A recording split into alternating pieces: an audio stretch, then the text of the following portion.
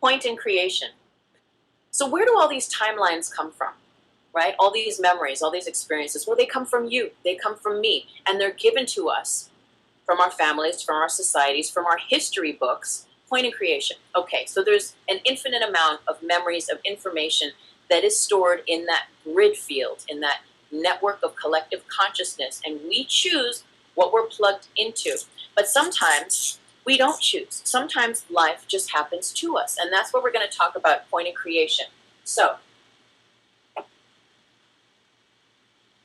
there's a timeline. Again, here you are, right? Little stick figure. This is your life. The beginning and the ending. This is where you're born. And let's say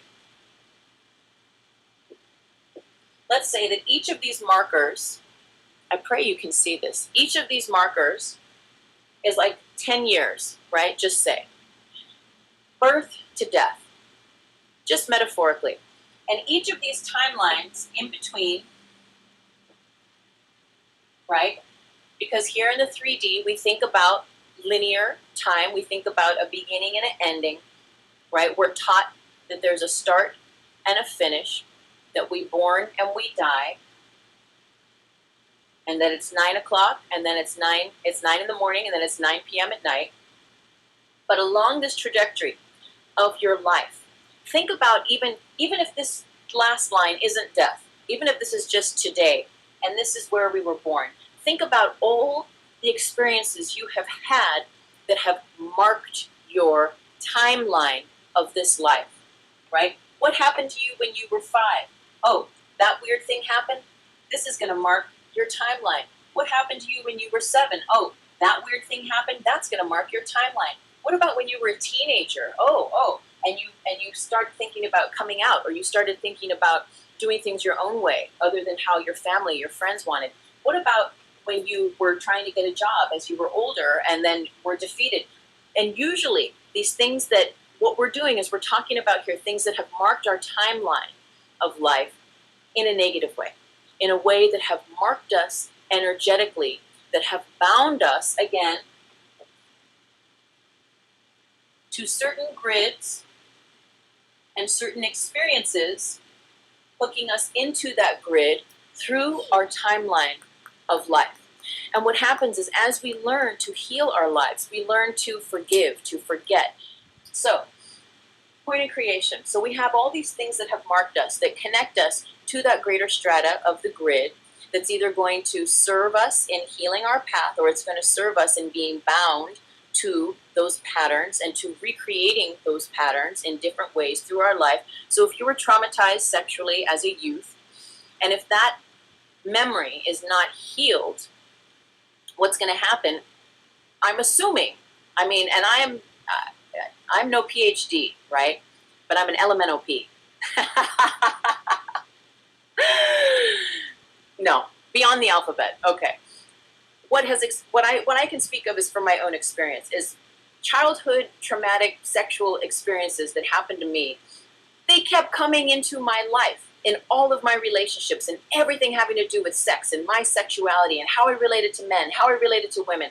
The projections I had, the filters I felt and saw through, was all from this one thing that marked me as a child and connected me into all that collective consciousness. Well, that, that memory stayed with me and filtered through my life the further I grew up, until I began to learn how to heal, how to release, how to forgive, to forget, but also through this energy metaphysical tool is to release the memory, release those grids that had attached me energetically, metaphysically to that quantum timeline, so that I can begin to experience a new timeline, a new version of myself that's really the old version of myself, that is really the ancient wise mystic that you are, that I am, that is the truth, that is always inside of us. Okay? So, thinking about these things that we experience along our timeline. When we use point in creation as a tool for healing, as a metaphysical energy tool, what happens? Here you are, here. Here's your timeline of your life. The way we use this tool is we simply say or think, I go to the point in creation of, and you fill in the blank, right? So if there's a thought that you keep having about a person, a place, a thing, the past, that you know is keeping you bound into that grid structure, into that network of things that are just keep binding you, like that Houdini jacket that just make you feel bound rather than liberated. I go to the point of creation of this thought. I go to the point of creation of thinking that I could ever be hurt. I go to the point of creation of my victim mentality. I go to the point of creation of feeling that I can't make money in the world. I go to the point of creation of hating my body. I go to the point of creation of feeling like I never have enough. I go to the point of creation of, you get the idea, right? What would you be guided to go to the point of creation of? Whether it's specific to things that have marked you in your past or things that are relevant now, that are happening in your life. Well, what happens when you are guided to use this tool, point in creation, is you say or think, again, you say or think, I go to the point in creation of, whatever it is, fill in the blank. The moment that you think that, the moment that you speak that, a line of light extends from you out through all of those grids that you have ever projected, you've ever believed, you've ever given power to, through all time and space and all dimensions, through that collective consciousness. A line of light washes from you and out through all of those threads, front, back, center, heart, feet, wherever they come from, your mind, that connect to that greater grid, and it goes to the point of their creation, where they began through time and space. And this includes all of your lives, if you believe in reincarnation. And it goes to the point of creation of that, and then whoo, and it comes back, and it really works like lightning speed. And what happens is that light, those lines of light, as they move through all of those grids that connect you to those people, those places, those things, and all those polarities and dual reality of those quantum timelines, those timelines get washed by that light. That light goes out through all of those points, through all of those grids, through all time and space, through all dimensions, washes them clean, washes those lines as they are connected to you, and to the degree that it serves your higher good, those lines are washed. And over time, those lines, as you use this tool over and over again, begin to dissolve. They begin to dissipate until they completely disappear. And all of those things that had at one time marked you are released. You move into a different timeline. You move into a different version of yourself. Again, really, the old version, the true version, the sovereign, the true you that you have always been, the master in you that is always residing, even when we feel like a victim and we feel like we're being kicked down by the world. So again, when we are guided to use point in creation as a metaphysical energy tool, you simply think or say, I go to the point in creation of this. And even if you don't fill in the blank with something specifically, the universe knows. The moment you have that feeling, the moment you have that thought, the moment you hear yourself saying something about lack consciousness in your world, lack, whether it's money or food or being taken care of or being seen or being, loved, whatever it is, the moment that you hear yourself think or speak or feel those things, I go to the point of creation of this. And instantly,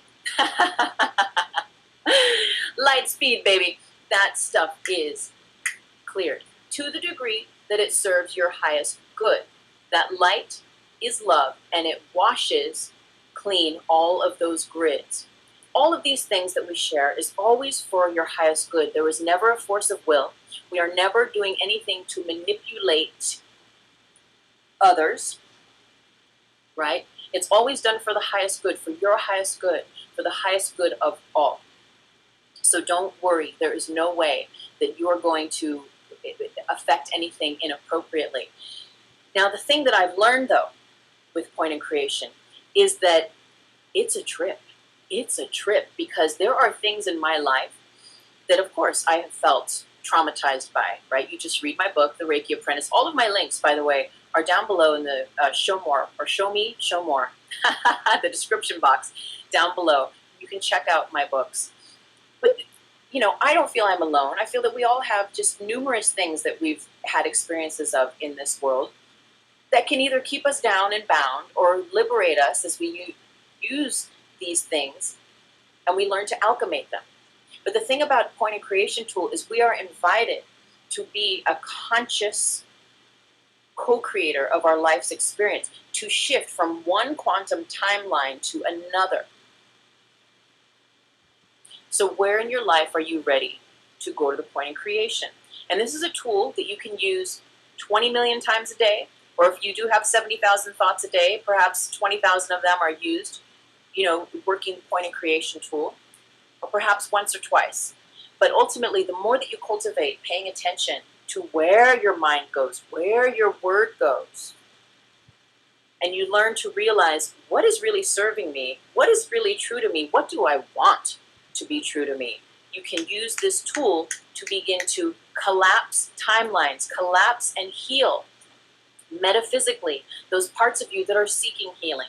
Now, this doesn't mean that you don't do your Reiki, that you don't do your yoga, that you don't meditate. This is one tool in our toolbox, right, that you can use as it resonates for you. And I will tell you that this rocks. I've used this for years and years and years. I've even have journals full of I go to the point of creation and just fill in the blank and keep turning the pages and keep writing.